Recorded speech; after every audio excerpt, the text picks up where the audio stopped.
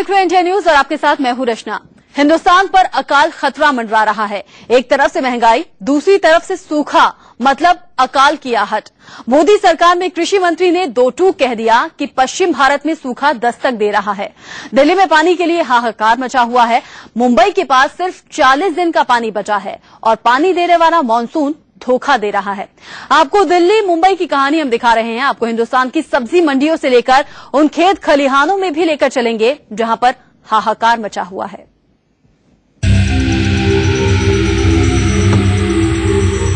हिंदुस्तान पर अकाल का संकट गहराता जा रहा है। दिल्ली पानी के बिना तरस जाएगी अगर आसमान से राहत की बूंदें न गिरे। मुंबई के पास सिर्फ 40 दिन का पानी बचा है, लेकिन आफत सिर्फ दिल्ली मुंबई पर नहीं, इस बार पूरे हिंदुस्तान पर है। आसमान फटने वाला है लेकिन पानी नहीं। आफत बरसने वाली है। हिंदुस्तान के चारों कोनों में किसान आसमान की तरफ टकटकी लगाए हुए हैं। काले बादल की जगह जला देने वाला सूरज उन्हें डरा रहा है।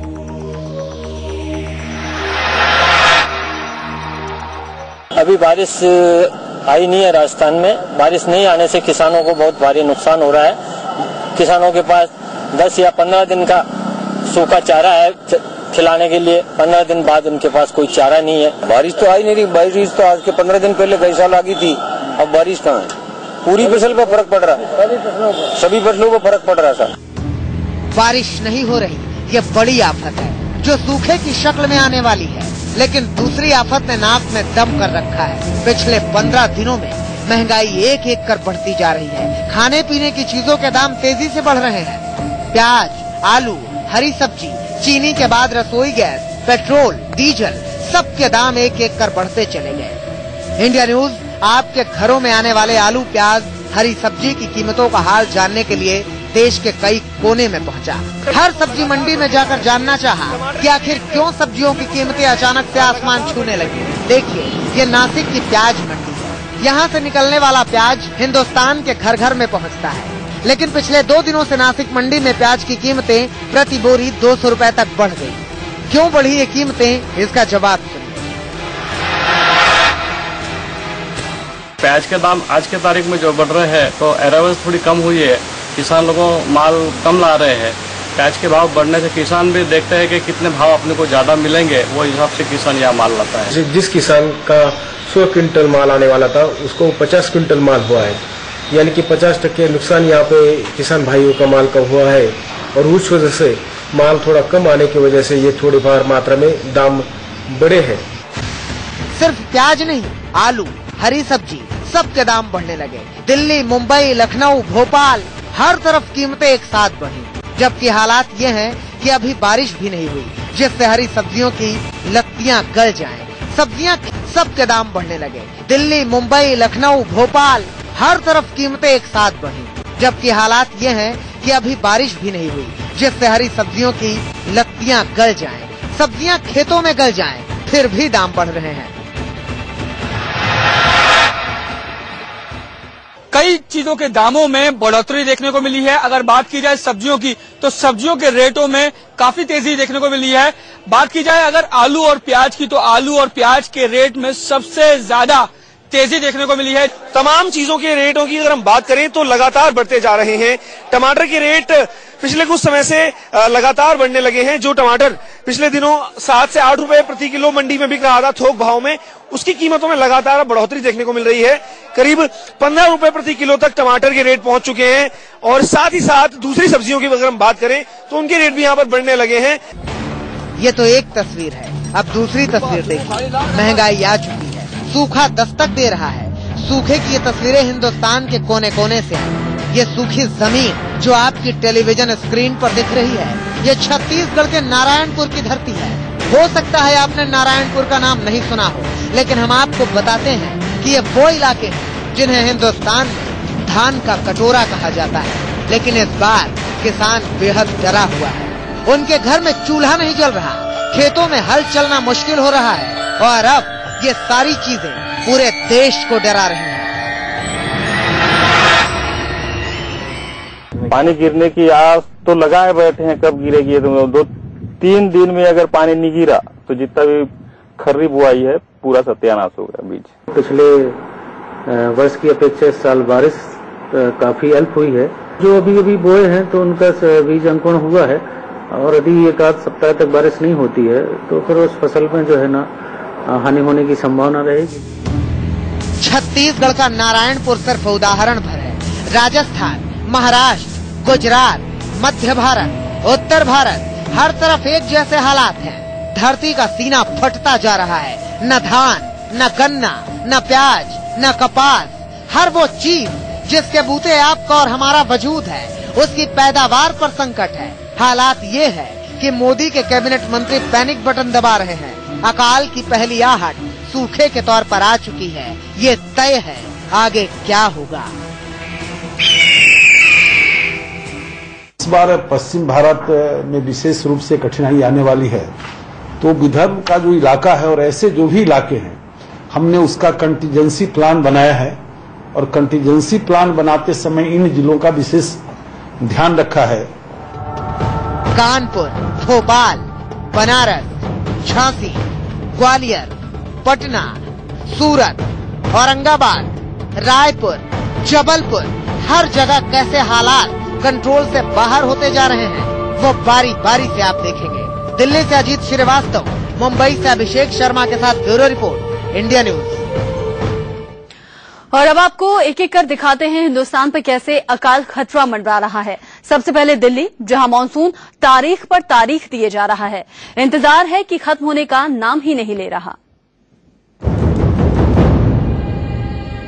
अकाल की इस आहट में देश की राजधानी दिल्ली कैसे छटपटाएगी ये देखिए।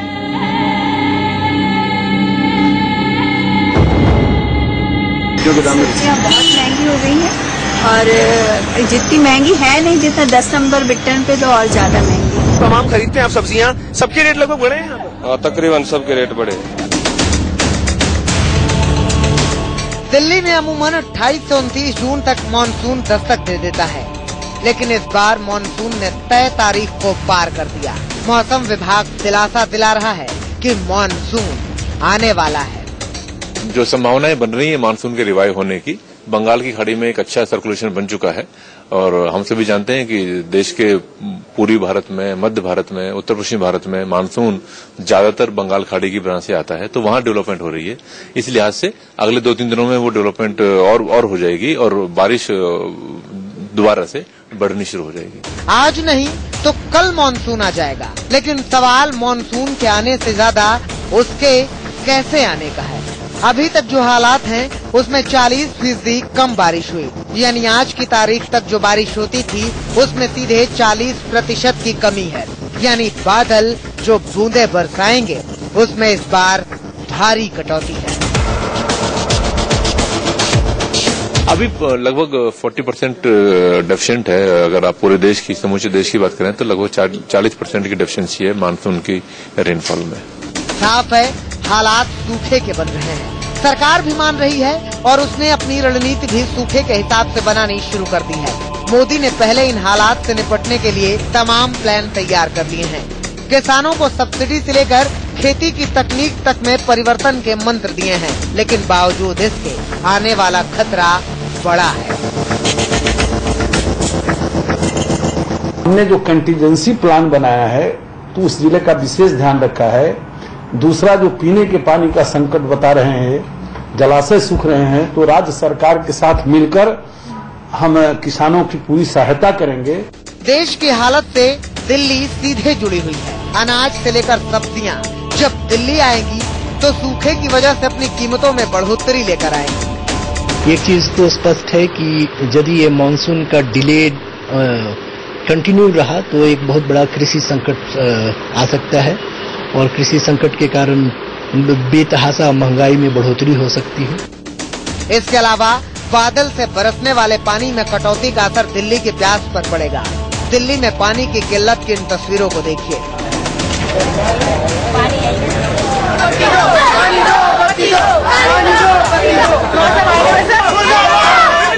अब ऐसे हालात में अगर मानसून देरी से आएगा तो पानी का स्टोरेज कम होगा, डैम सूखे रहेंगे और पूरे साल पानी की कटौती होगी और पानी की किल्लत की तस्वीरें और भी भयावह हो जाएंगी।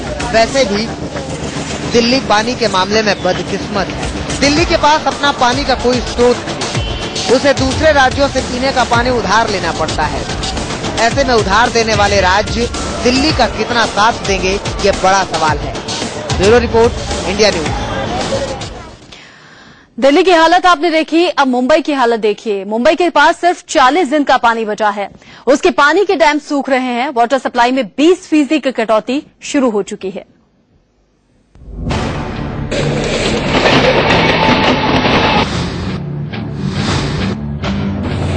यूं तो समंदर से घिरा हुआ है महानगर मुंबई, लेकिन खारे पानी का ये समंदर महानगर मुंबई के लोगों की प्यास बुझाने में नाकाम है।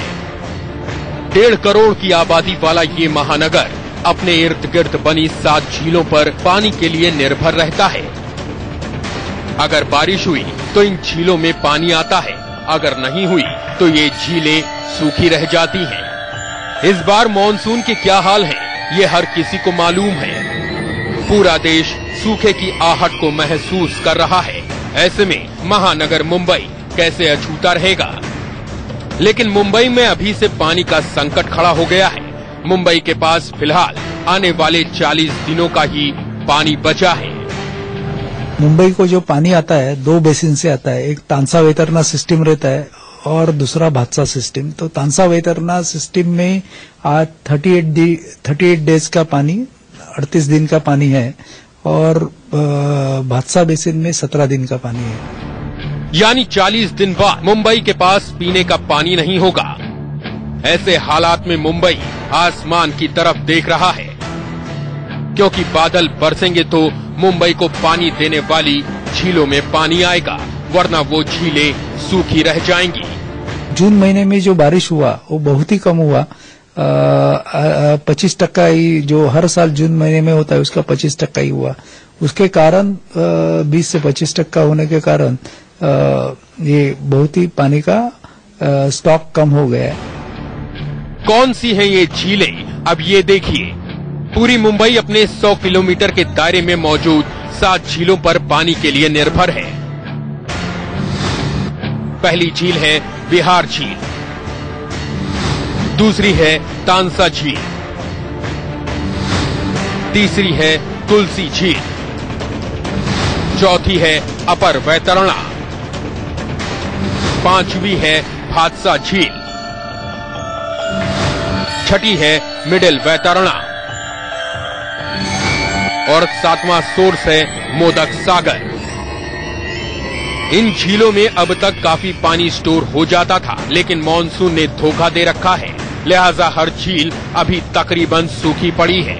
इसमें से भादसा झील ऐसी है जो मुंबई को 60% पीने का पानी देती है। अब जरा मुंबई की जरूरत देखिए। 1.5 करोड़ की जनसंख्या वाली मुंबई को हर दिन 4200 mld पानी की जरूरत है, लेकिन बीएमसी फिलहाल मुंबई को 3750 mld पानी ही दे पाती है, यानी किल्लत पहले से ही है।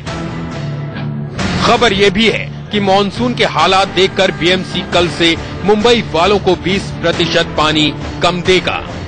सबसे बड़ी बात बीएमसी ने यह भी साफ कर दिया है कि 20% पानी कटौती करना बहुत जरूरी हो गया है, क्योंकि अब मुंबई में पीने का पानी बहुत कम होता जा रहा है। अगर पानी कटौती नहीं की गई तो लोगों को और भी पानी नहीं मिल पाएगा और मुंबई वासियों के लिए सबसे खतरे की घंटी यही बज चुकी है कि अब उनके घरों में जो पानी, अगर आप समझिए 10 बाल्टी आया करता था, तो वहां पर अब 7 बाल्टी कम से कम पानी आया करेगा। लेकिन सूखे की आहट ने बीएमसी की सांसें अटका दी हैं। इन हालात से निपटने के लिए बीएमसी कृत्रिम बारिश कराने का प्लान भी तैयार कर रही है। और इसके लिए हम लोग एक तो क्लाउड सीडिंग का जो प्रोविजन है उसके लिए तैयारी शुरू कर दी है। उसके लिए टेंडर निकाला गया है। हालांकि ये प्रयास नाकाफी ही होंगे। उम्मीद आसमान से आने वाली बारिश से ही है, जिसने अभी तक तो निराश ही किया है। Abhishek Sharma, Mumbai, India news. दिल्ली और मुंबई का हाल आपने देख लिया, लेकिन देश के और किन किन हिस्सों में लोग पानी की मार झेल रहे हैं दिखाएंगे एक छोटे से ब्रेक के बाद। स्थिति दिख रही है, लेकिन सबसे बुरी हालत है पश्चिम भारत की। गुजरात के पास कुछ दिन का पानी बचा है। कई गांवों की सप्लाई लाइन काट दी गई है। महंगाई मार ही रही थी, अब सूखा कमर तोड़ने के लिए तैयार है। कई दिनों तक चूल्हा रोया, चक्की रही उदास। कई दिनों तक काली कुतिया सोई उसके पास। कई दिनों तक लगी भीत पर छिपकलियों की गश्त। कई दिनों तक चूहों की भी हालत रही शिकस्त।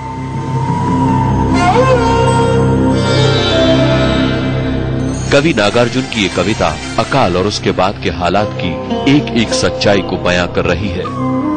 केंद्रीय कृषि मंत्री राधा मोहन सिंह ने संकेत दे दिया है कि पश्चिमी भारत यानी महाराष्ट्र, राजस्थान और गुजरात में सूखा पड़ सकता है, जिसका असर पूरे हिंदुस्तान पर दिखेगा।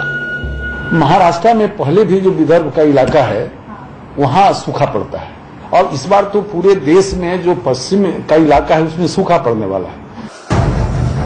अब सोच लीजिए, एक तरफ महंगाई, दूसरी तरफ सूखा, मोटे तौर पर कहें तो अकाल। खाने पीने के सामान आसमान छू रहे हैं, और अब वो दिन आने वाला है कि पैसा रहेगा तब भी सामान नहीं मिलेगा।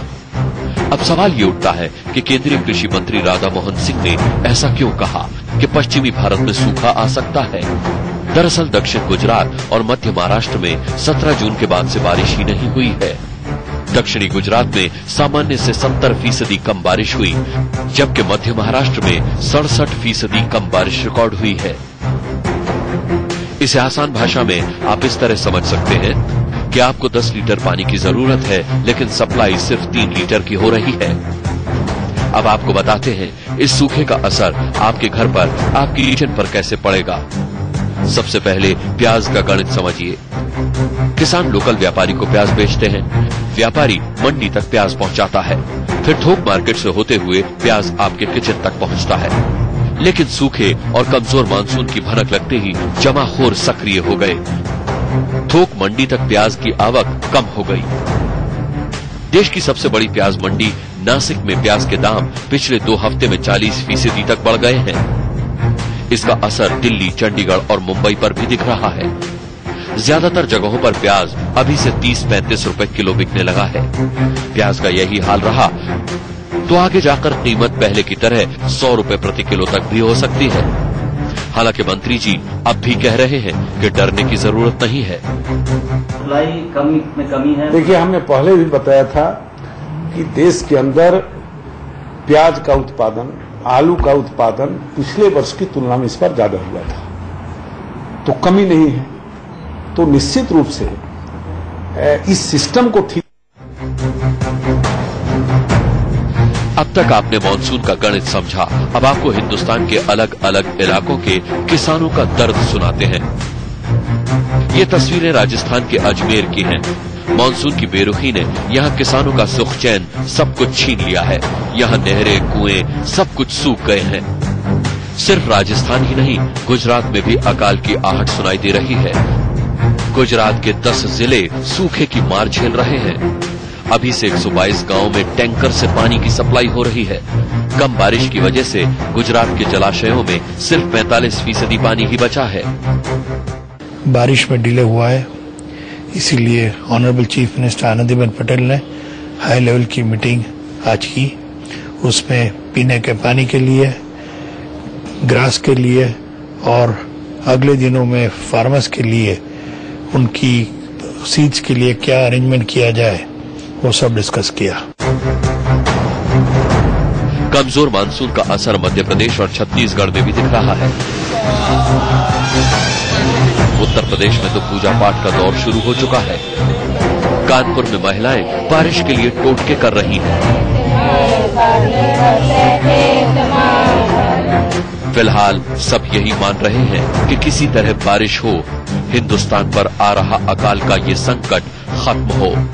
अहमदाबाद से अरविंद शर्मा और अजमेर से संजय गर्ग के साथ ब्यूरो रिपोर्ट, इंडिया न्यूज। आपने देखा हिंदुस्तान में कैसे अकाल संकट की स्थिति है, लेकिन देखना अब ये होगा कि मोदी इस स्थिति से निकलने के लिए कदम क्या उठाते हैं। एक ब्रेक के लिए फिलहाल रुक रहे हैं, ब्रेक के बाद होंगी कुछ और खबरें।